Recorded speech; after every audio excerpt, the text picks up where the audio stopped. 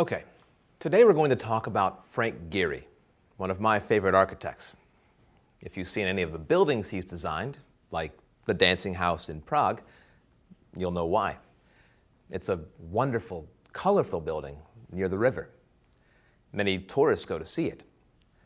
But today, we'll consider Frank Gehry's work not as tourists, but as architects. It's understood that architecture is both the science and the art of designing buildings. We use science to make sure that the building is strong.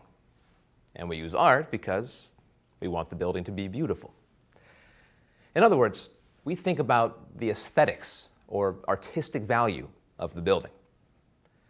Now here I want to mention Vitruvius, the Roman architect who lived in the 1st century BCE. He said that a building must have 3 fundamental characteristics. 1, meet its intended use. 2, be sound, which means strong. And 3, be beautiful. He wrote these ideas 2,000 years ago, and they're still the foundation of architecture today. Let's go over these 3 characteristics in depth. First, a building must meet its intended use. Architects would think about the reason a building is being built as they design it. For example, the intended use for a school is a place to learn, right?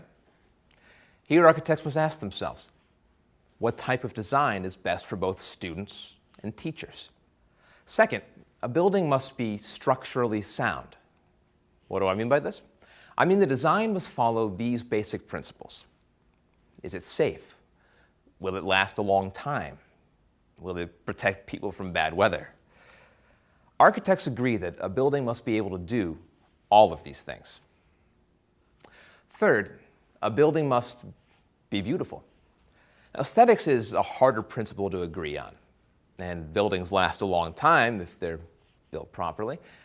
And so something built 50 years ago may not be considered beautiful now. Styles in architecture change, like with clothes or cars. All right, to highlight what I've said thus far, in addition to meeting the intended use, a building's design must also be structurally sound and aesthetically pleasing to people. Is everyone clear on this? Now I'd like to shift to talking about Frank Gehry's work and how he applied these 3 characteristics of architecture.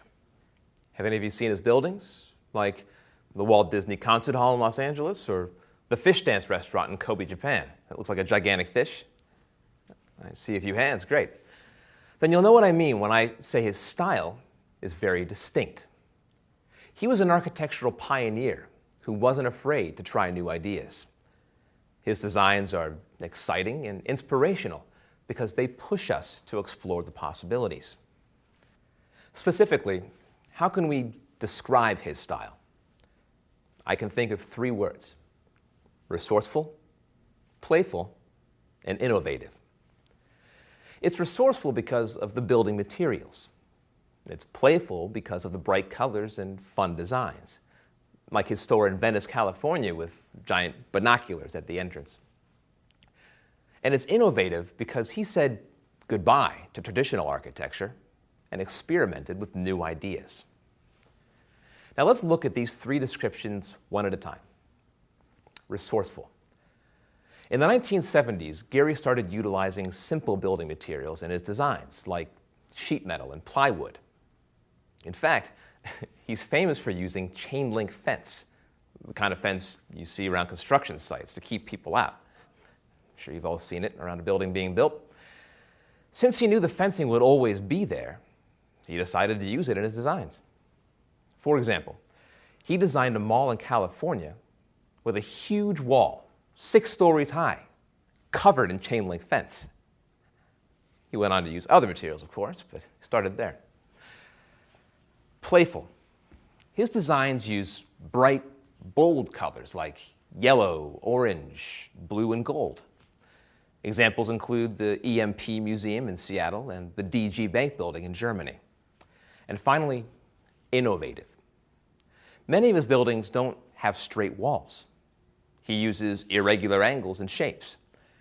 A great example of this is the Vitra Design Museum in Germany. That's V-I-T-R-A.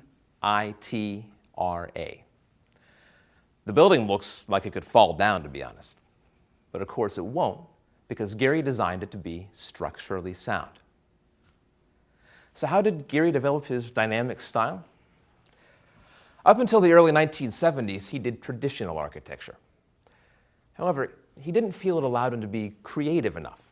He began experimenting with his design ideas by working on houses, including his own house in Santa Monica, California, which he worked on from 1977 to 1978. Many neighbors didn't like the design of his house, but Gehry did. Now we ask, why did he develop this distinct style? He once said that he thinks like an artist. For him, a building is like a big sculpture or a big work of art.